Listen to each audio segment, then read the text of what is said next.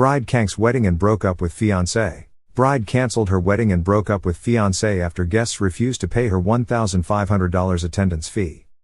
Dear friends, it comes with great sadness that I am announcing the cancellation of the redacted wedding. I apologize for cancelling only 4 days beforehand. Unfortunately, Redacted and I have broken up due to some recent and irreparable problems. We have decided to end our relationship and not go forth with any future proceedings. However, we are remaining civil and are still a team for our son. After hours of tears, mental exhaustion, and even disassociation, I have come to this decision. In 1 hour after posting this status, I am going to delete my Facebook. Social media has caused me only paranoia and toxicity. I will be spending these next 2 months backpacking in South America, exploring my soul and ridding myself of toxic energy brought on by my friends and family, the ones who I thought could trust the most. Hence, I will be out of the country for all of October and November. Please don't contact me. When I'm ready, I may make a new Facebook and add friends/family that haven't effing stabbed me in the back. How did this all come crashing down? Well, I invite you all on Facebook, players, bystanders, and side characters of the people in my life, to take a seat and listen.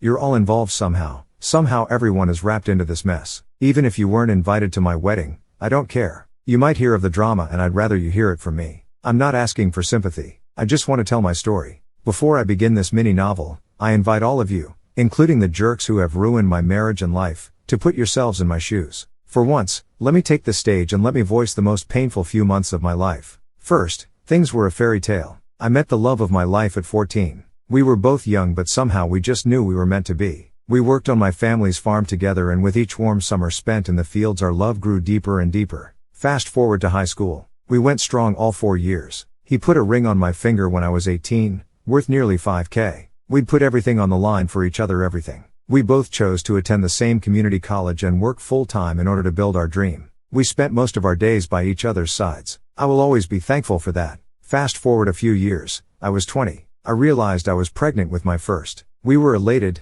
tearful, and thankful to God for this gift. After giving birth to Declan, I knew the next step would be to focus on my career and become financially stable. My ex did the same. We saved and saved. I was in love, I was happy, and I was looking forward to life. We continued working and even got our degree. It was hard, yes, but so blissfully worth it. We managed to save up nearly $15,000 for a wedding. Since our love was like a fairy tale, we wanted an extravagant blowout wedding, one where our son could be included. We started touring venues and were torn between two. A local psychic told us to go with the more expensive option, and we thought, why the hell not? We just needed a little push. Our dream wedding amounted to $60,000 all included with flights to Aruba. All we asked was for a little help from our friends and family to make it happen. I specifically asked for cash gifts. How could we have our wedding that we dreamed of without proper funding? We'd sacrificed so much and only asked each guest for around $1,500. We talked to a few people who even promised us more to make our dream come true. My maid of honor, who shall not be named,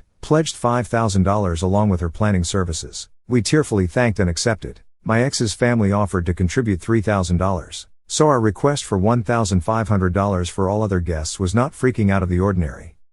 We made it clear, if you couldn't contribute, you weren't invited to our exclusive wedding. It's a once-in-a-lifetime party. So, we sent out RSVPs and only 8 people replied and sent us the check. We were freaking livid. How was this supposed to happen without a little help from our friends? To make matters worse, my ex's family took back their offer. Suddenly, more people backed out, including the damn maid of honor. My best friend since childhood. My second family. I was so shocked and tearful. To make matters worse, it was only a month before the wedding. To cancel everything would have been more than $5,000. Desperately, we resent our invites and ask people to donate what they could. I mean, seriously, people, what is $1,000? What is $1,500? Clearly, not a lot. It would be quite manageable and within budget. I've heard of people asking for worse. We also set up a GoFundMe. That only got us $250. At this point we were exhausted, tired. I yelled at my ex. I became unraveled. I realized my dream wedding was becoming a nightmare. Then it got worse. My ex came into the room and offered to get a Vegas wedding done.